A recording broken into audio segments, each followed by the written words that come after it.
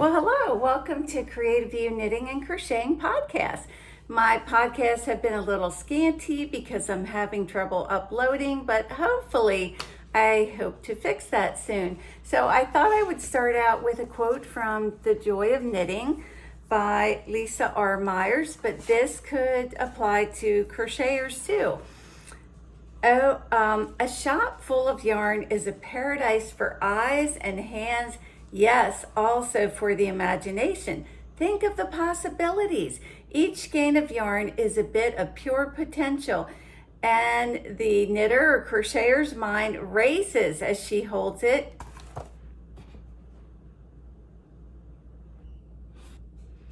and contemplates its qualities. The color, perhaps, perfect for a project, the size and shape, bulky for warm outer garments, the texture, soft and silky for a scarf to be worn close to the skin. And that's just one skein, right? One calls, I'm the color you've been looking for. Oh, you've used me before, now I'm on sale. It's overwhelming. To own the yarn seems to confer magical powers. All of those possibilities available at any hour should inspiration strike. A supply of yarn in the closet or basement offers some of the same comforts as a well-stocked pantry without the risk of spoilage. No matter what emergency presents itself, one will still be able to knit or crochet. In the event of nuclear attack, proceed directly to the well-insulated basement and commence knitting or crocheting to socks to keep the family's feet warm during the impending crisis. I had read an article about a woman that survived 4 wars, and everywhere they escaped, she took her big knitting machine, and that is how she not only clothed her family, but made money to feed her family. So this is Aestas, Aestas. This will be in the description. And here's the amazing thing. A woman came into the shop on Saturday. I haven't seen her in several years. And she was looking for yarn to make a crochet top. And I said to her, I'm working on a top right now, but unfortunately I don't have it with me. And I started describing it, and she said, that's what I'm making right now. So it's just a really cool moment. But this is not difficult. You start in a circle and you have these sides. It is a free pattern. And I've been going slowly in case any of the viewers wanted to crochet along or had questions, because if not, I think I would be finished. This is Katia vintage cotton, which is still available. Blues, purples, whites, and the pattern again is by Erlandsson, and it's called the Aestas crochet top. So that is that.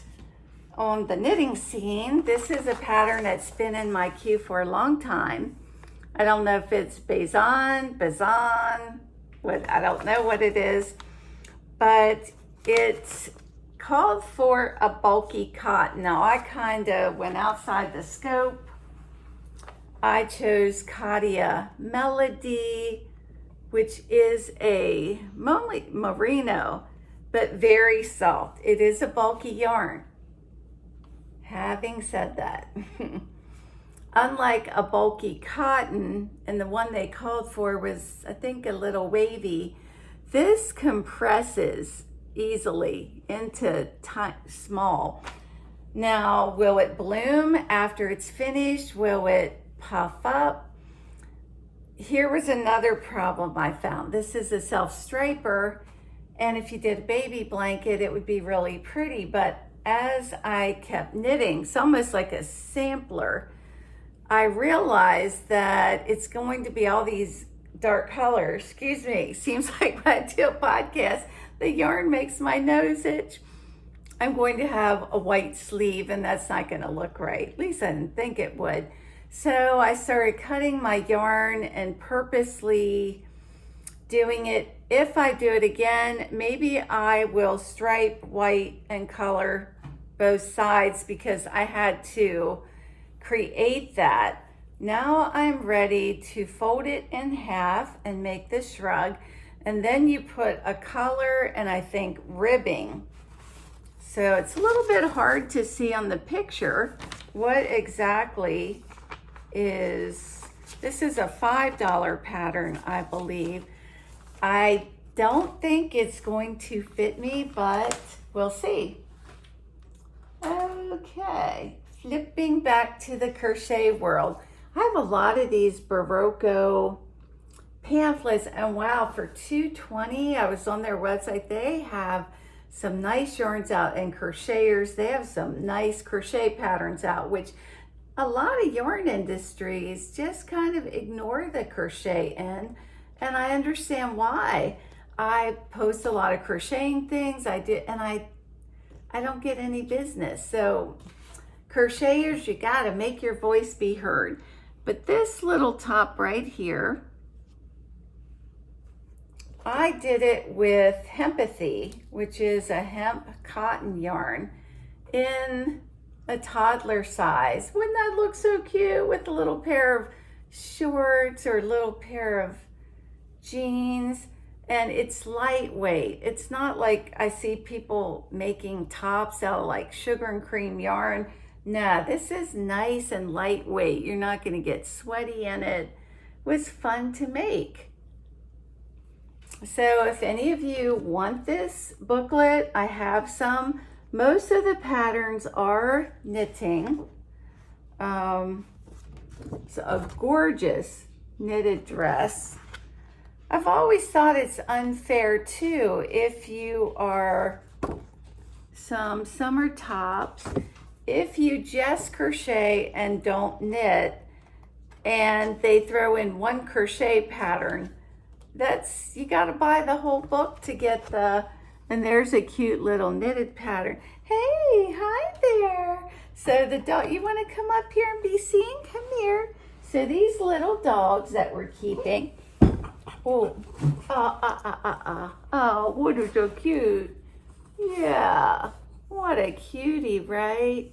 So I was singing to Brandy this morning, and I made up this little song about her cute twinkly toes and her little button nose. And every time I got to nose, she started smiling. She would show her teeth and smile. Yeah, now this is Bentley. They were kind of partners in crime the other day. The grandchildren were over and we decided to walk the dogs. So one of them took Bentley and Lily, our little dog, and Brandy held back with my husband. She wasn't going. Thought that seemed really weird because she's always with her playmate here, and we left a pizza box on the table, and children tend not to push their chairs in. And when we got back to the driveway, their dad was here for them, and they're like, Daddy, we saved 2 pieces of pizza for you. When we walked into the kitchen, we all just stood there and gulped because all the topping was off the pizzas.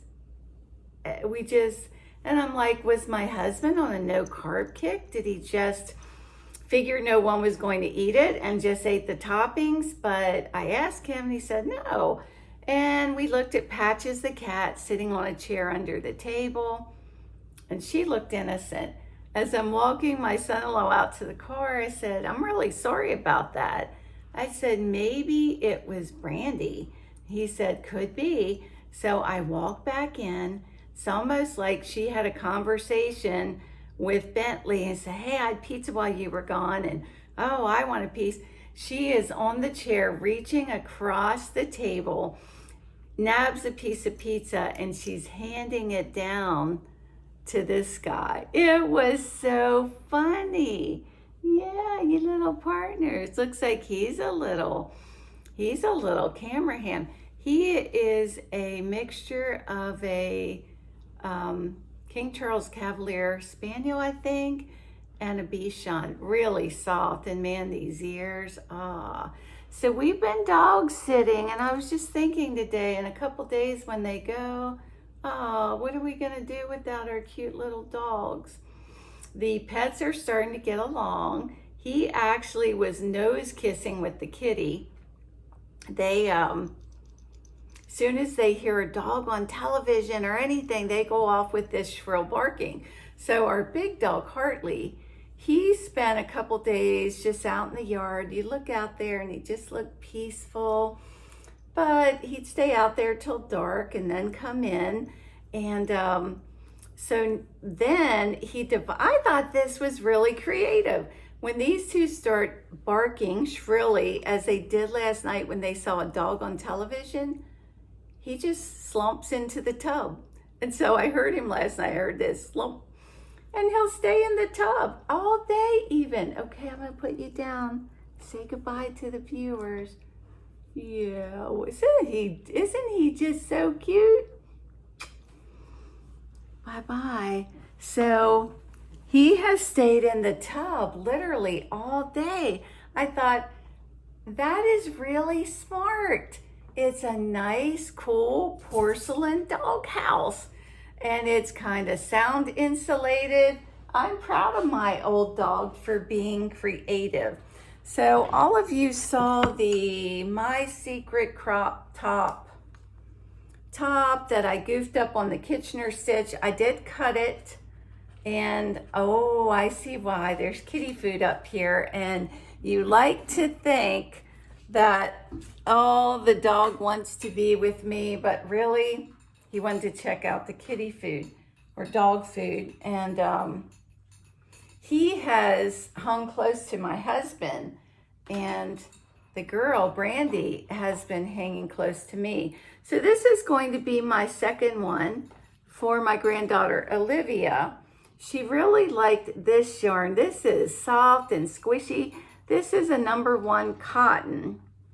And every time I see a sky that's like pinks and blue swirls, I think of this painted lace by, painted lace by Knitting Fever. But to do the pattern properly, I have to double. So I'm using from both ends, and I cast on using from both ends, but that's a single strand. But I got a nice little edging. So far I'm seeing a lot of pink. I'm sure it's going to switch, and I'm going to get kind of stripes. So you can either get this pattern free, or you can buy the $3 PDF free. So this is going to be a bigger one. We'll see, but I am excited. And then this was not such a good thing, although I do always call my first one the prototype. So very cute, right? So I'm thinking 4th of July, summer, red, white, and blue. I had some nice sugar and cream that's kind of like a sun-bleached ombre. I had some solid red and blue. And the bottom are puffy, really comfy. So even if you had a baby that was walking, they have good padding. And put the buttons on, and they were really, really cute. Here's the problem. Here's the little hook for the button. Babies have very fat feet. Have you seen a baby lately? Their feet are fat. Babies do not have thin feet. So when I got around a real baby, I mean, even if I put a button and I put them in the shop and they looked really, really cute, they don't fit a baby. So a doll. So I'm working on I made a bigger one, but the pattern has to be modified, because no matter how big they are, this part still isn't. It would have to come, I think, out in a point. And I was looking for a quick cute project, not one I had to modify. And honestly, if I hadn't seen a baby, I could have just boxed these up and gave them as a gift, and the receiver probably wouldn't have wanted to tell me, well, they didn't fit. So by Crochet Zone. And believe it or not, I'm due at the shop in just 10 minutes flat, so I better skedaddle. So keep that smile, shine baby shine. See you the next time.